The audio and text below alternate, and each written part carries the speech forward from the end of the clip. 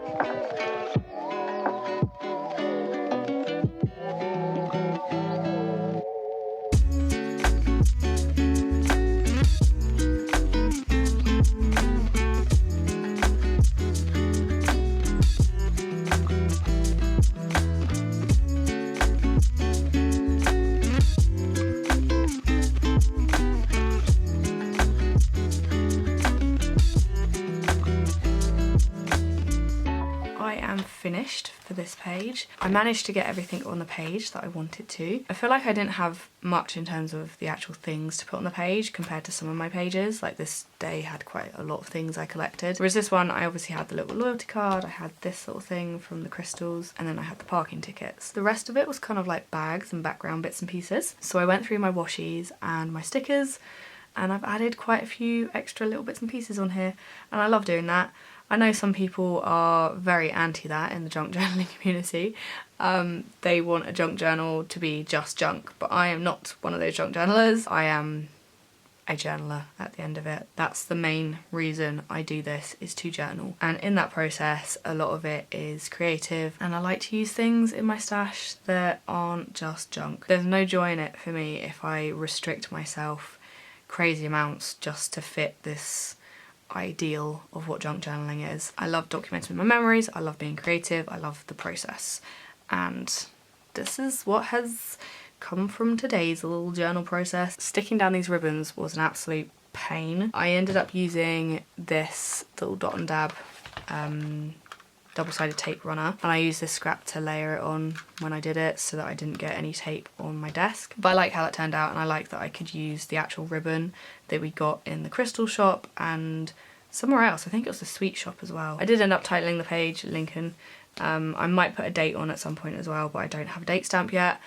I still need to get myself an English one because the last one that I tried to buy was a German one. But yeah, I used the little cut up letters for the title, and I tried to use colours that complemented the page a bit and didn't stand out too much, because I do quite like keeping a rough colour scheme to my pages. This page I found quite hard doing that with because I had a lot of things that were different colours, so I tried to just keep the background simple, which is why I went for the brown bag, and then put colour on top of it. So it's a bit of a mash, but there's still like some sort of consistency going on with the page. I added the twine in the same way that I added the ribbon. Again, very fiddly, very sticky. I actually put a strip on the page and then I had to like rub some of the double-sided tape off so it made it thin enough for the twine. Sticky job, but it worked, and there's no stickiness left on the actual page, which is good. I made this into kind of like a little book because I didn't want to stick one side down on this one because it's got stuff on both sides, whereas this one only really had information on this side. The last thing I did was add some of the little phrase stickers. So I've got one up here that says happy day, and then I put one here that says good times, and these are from my own phrase sticker sheet from my shop. I feel like I mention them in every video, but it's because I use them in all my journal pages because I made a product that I want to use. That's kind of how I go about making my products. So yeah, those are available on my shop. I've used them on this page, I've used them on past pages, I will continue to use them and blab about them in these videos, but it's because I love them and I'm proud of that product. It's one of my favourites. Something I am going to start doing is gluing the pages together more regularly. After I've added these last few pages, I've noticed how much this has started to come out from the cover. So I think the only way I'm going to get through this notebook without it completely falling apart is to start gluing the pages together. So that is what I'm gonna do, and rather than do it just like every now and then, I'm gonna do it after every other page, so they'll feel a bit thicker, but I kind of like that. I like it when they're a bit boardy feeling. I genuinely am loving this journal so much. It's just so nice to me to see all these little memories that I've captured and kind of taking things back to my journaling start. Like, I started with Smashbooks and I feel like I've rebooted my journaling again by starting again with a type of Smashbooking. I hope you enjoyed seeing the page come together. I'm sure I'm going to end up sharing more pages in here as and when I collect bits and pieces and when I do things. If you do have any questions, then let me know down below and I will do my best to get back to you. Thank you all so much for watching, and I will see you in my next video.